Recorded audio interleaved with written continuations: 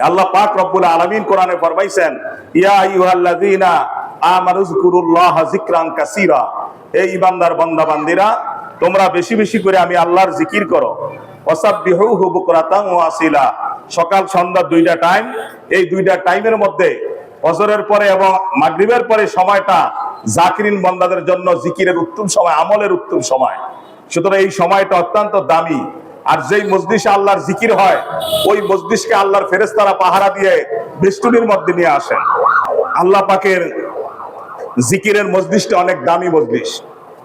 এই জন্য আল্লাহ পাকের জিকির করব, জিকিরের আগে দুরূদ শরীফ পড়ব, তোবা করব, দিলটা নরম করে আল্লাহকে ডাক দিব। আল্লাহকে ডাকলে, জিকির করলে কলবের ময়লা দূর হয়ে যায়। জিকিরের কারণে কলব পরিষ্কার হয়ে যায়। যেমন একটা গাছের মধ্যে যে পাতাগুলো মরে যায়, ওই পাতাগুলা লাড়া দিলে ঝরঝর করে পড়ে যায়।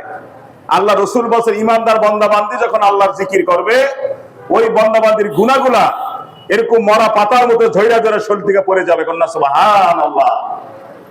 লা ইলাহা ইল্লাল্লাহ, লা ইলাহা ইল্লাল্লাহ। জোরে জোরে একটু সামনে আগে বসি।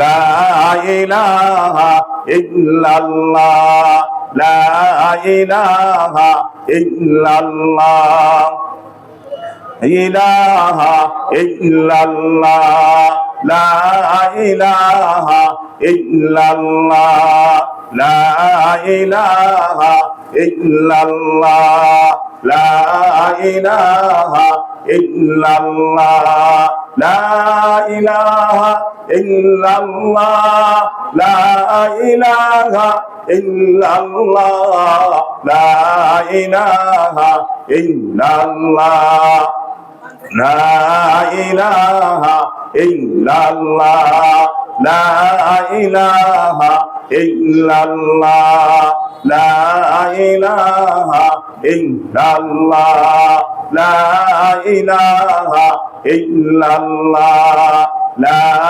ইলাহা ইল্লাল্লাহ, লা ইলাহা ইল্লাল্লাহ, লা